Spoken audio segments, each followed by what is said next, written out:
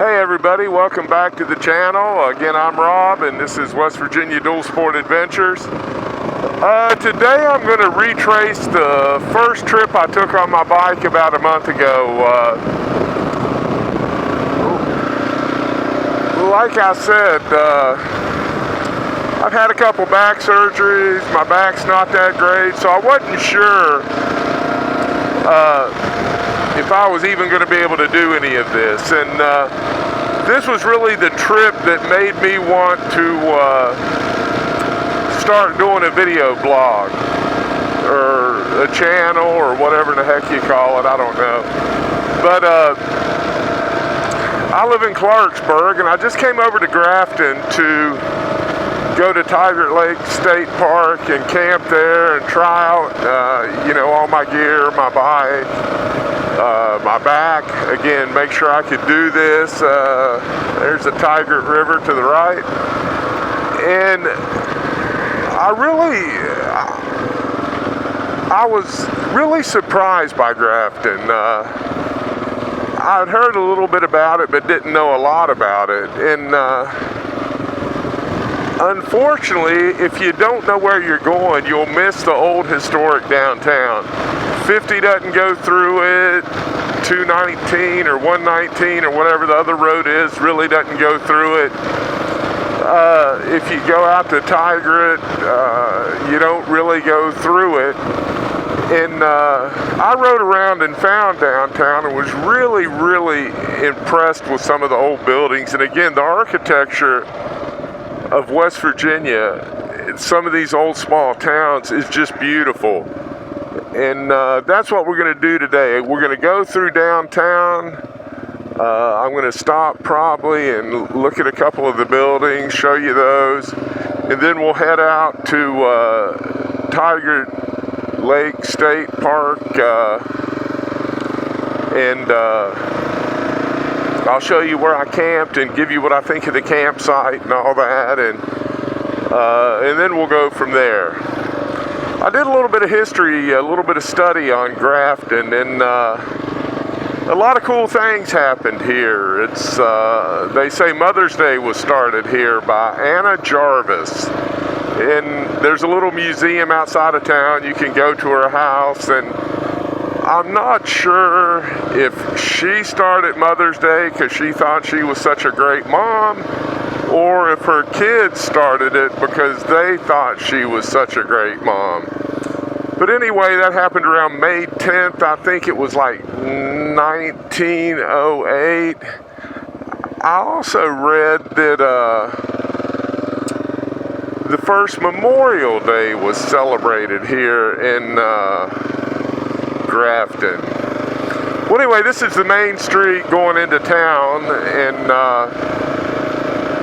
right around the corner we'll hit the downtown area. And again, just some beautiful architecture. It's a shame these cities have died.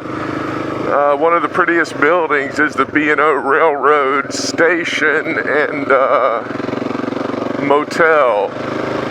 Like I say, we'll stop and take a look at that.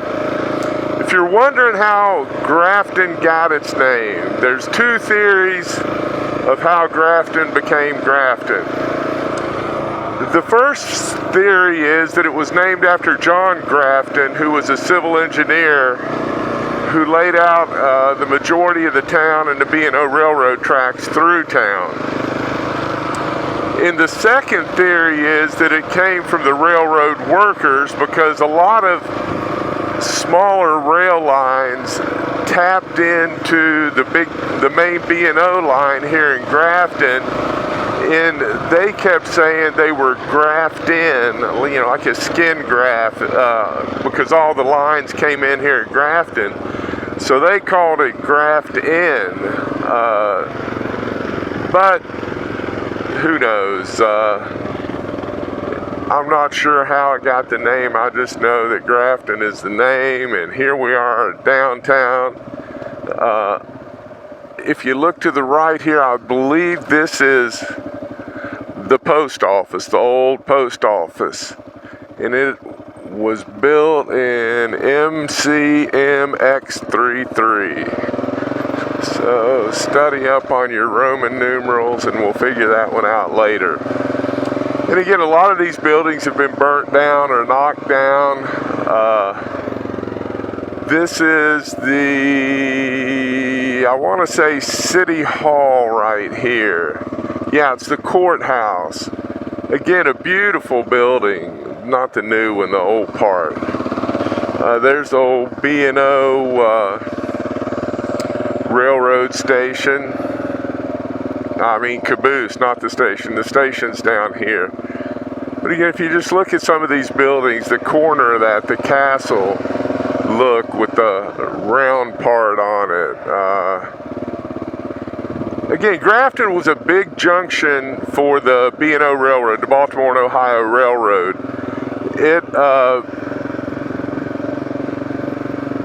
It was a big station, it was a big area, again during the Civil War. Much like Clarksburg, a lot of, I'm going to take a left here, turn around and come down so you can see this building in all its glory as we pull up to it.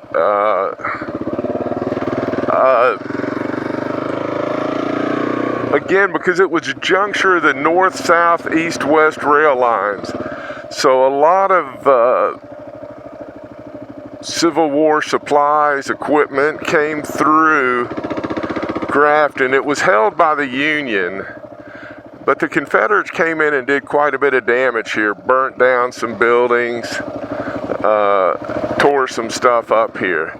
Now again, here is the train station, the old B&O station. You can see it on top.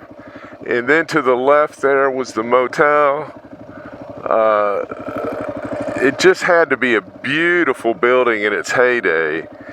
And I'm going to try and go around, I don't know if I can, so we can see the back of it, because it's 3 stories in back and 2 stories in the front.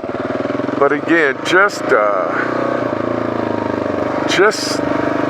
look at the old writing on the wall here.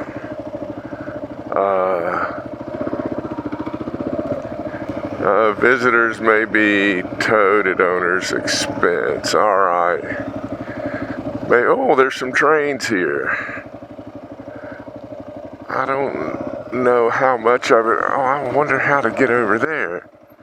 I don't know if I can. But, you really can't see the back of it. Maybe we can see it from the bridge on the other side.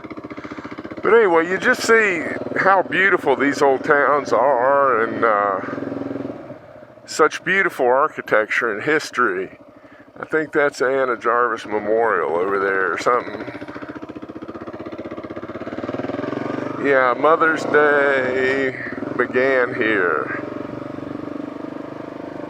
So again, really beautiful little town. A shame these towns are dying and not surviving like they should.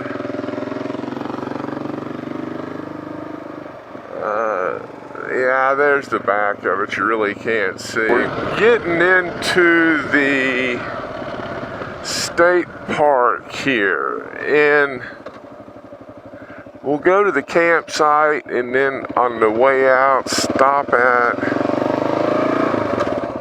the marina and just have a good look around. If we can stop and get a look at the dam, we'll do that. Marina overflow parking.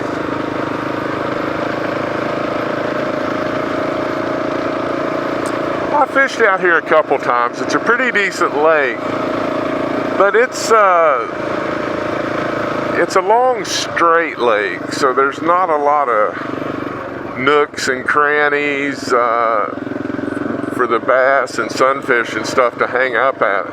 Looks like something big's going on. A lot of damn cars down there. So it's more of a recreational lake. A lot of ski boats, pontoon boats, things like that. When we get down in there, you'll get a better view of it. Sheepdog. That guy must really like sheepdogs to have it on his license plate. Back to Tygart Lake State Park. When I camped here, it was really nice. When we get back in here, you'll see the campsites, they're all pretty level. They each have a fire pit, and they each have a picnic table at each little campsite, and they're numbered and they're really nice. And I enjoyed that because some of the campsites, the second one I went to was over by Parson, West Virginia, and I really liked it. I liked it more than here because the campsite was right on the river, and it had a fire pit, but it didn't have any picnic tables to really sit at right there at your campsite. And of course I hadn't, even though I watched all the blogs and vlogs or whatever on what to take when you go motorcycle camping, I didn't bring a chair, so I had to sit on the ground, but it was very nice, so it wasn't that bad. This is where I camped, right down here. Again, as you can see, picnic tables, and I was right there at number 28. It's really nice. Like I say, level campgrounds at each spot. Picnic tables, fire pits. When I was here, this place was packed. I'm telling you, it was just full of people. I'm really surprised that there's not a lot more people here this weekend. It's a nice weekend. It's not supposed to rain, so who knows?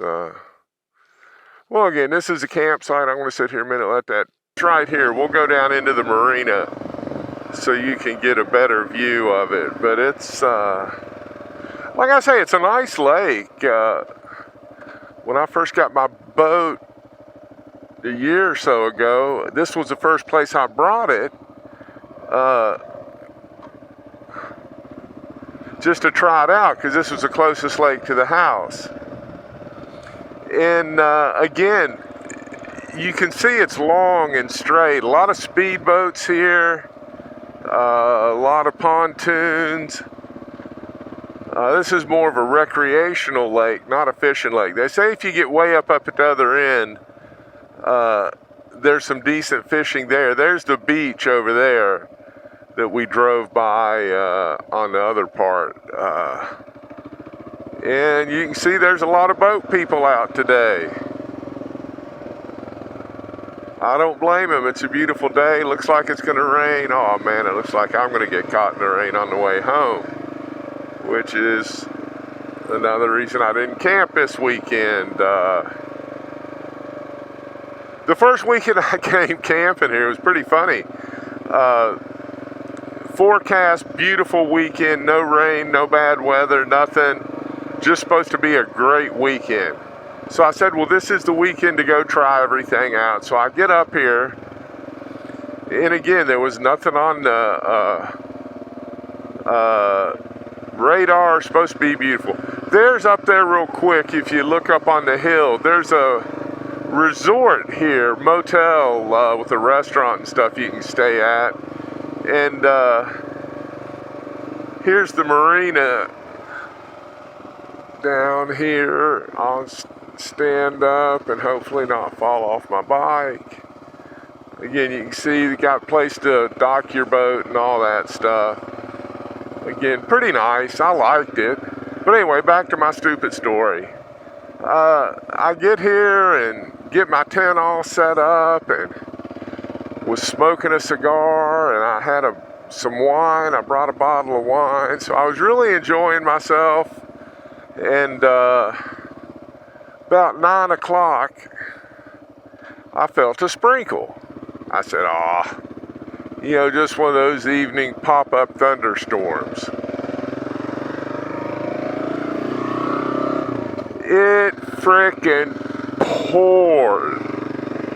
It poured down rain. until midnight. Thunder, lightning. Oh, it was hilarious. Now, thank goodness my tent was waterproof and I was dry and snug as a bug in a rug and did all right. But I thought that was kind of funny. And then the second time I went camping, like I said, I went over to the Olson Fire Tower. I don't know if I told you that, but that's where I went, Olson Fire Tower. And camped at a really super campground over there, 5 Rivers. I'm going to go back over there and camp again. I like that place so much. Same thing, weather forecast was sunny all weekend, no problems. And sure enough, about the same thing, about 9 o'clock at night,